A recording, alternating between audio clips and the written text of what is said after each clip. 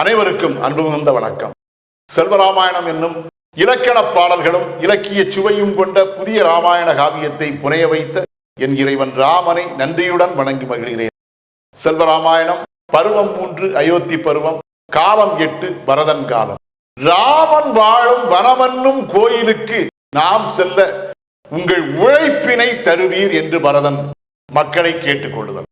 பாடல் எண் 1053.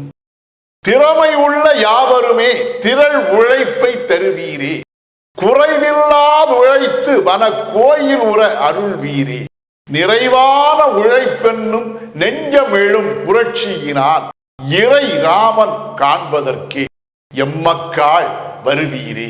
இதுவே 1053வது பாடல். இந்த பாடலுக்கான விளக்கத்தை காண்போம். திறமை உள்ள யாவருமே திரள் உழைப்பை தருவீரே என்ற முதல் வரிக்கான விளக்கம். அன்பு மிகுந்த கோசல நாட்டு மக்களே, நீங்கள் யாவரும் பல்வேறு வகையான திறமை கொண்டவர். அவ்வாறு பல்வேறு திறமைகளை கொண்ட நீங்கள் யாவரும் உங்களுடைய திறமைகளை கோசல நாட்டிலிருந்து நாம் தண்டகவனத்துக்கு செல்லக்கூடிய அந்த பாதையை அமைப்பதற்கு பயன்படும் வகையிலே நீங்கள் பயன்படுத்தி உங்களுடைய திரட்சியான உழைப்பை அதற்காக தர வேண்டும் என்று உங்களை அன்போடு கேட்டுக்கொள்கிறேன்.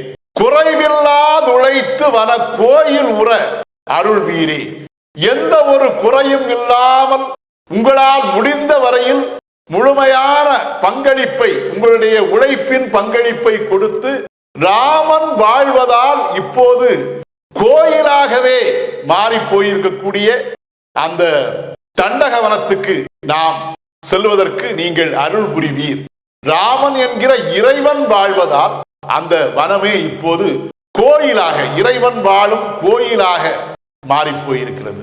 நிறைவான உழைப்பென்னும் நெஞ்சமெழும் புரட்சியினால், அவ்வாறு உங்களுடைய உள்ளத்திற்கு நிறைவை தரக்கூடிய முழுமையான உழைப்பு என்கிற உங்களுடைய உள்ளத்திலே எழக்கூடிய புரட்சி என்னும் விரைவான உழைப்பினால் ஏற்படும் நன்மையினால் இறை ராமன் காண்பதற்கே எம்மக்காள் வருவீரே. நம்முடைய இறைவன் என்கிற தலைவனாகிய ராமனை காண்பதற்கே அன்பு மிகுந்த கோசல நாட்டு மக்களே, நீங்கள் உங்களுடைய உழைப்பை தருவதற்காக விரைந்து வருவீர் என்று அவர்களை அழைத்தார். இதுவே 1053வது பாடலுக்கான விளக்கம். செல்வராமாயணத்தின் 1054வது பாடல் மற்றும் அதன் விளக்கம் ஆகியவற்றை அடுத்த பகுதியில் காண்போம். இறையருளால் அடியேன் இயற்றிய நல்லதோர் இலக்கியத்தையே செல்வராமாயண காவியமாக உங்கள் முன் தொடர்ந்து வழங்கி வருகிறேன். உங்கள் அன்பையும் ஆதரவையும் தொடர்ந்து தந்து இந்த புதிய ராமாயண காவியத்தை அனைவரிடத்திலும் கொண்டு சேர்க்குமாறு உங்களை அன்போடு கேட்டுக்கொள்கிறேன்.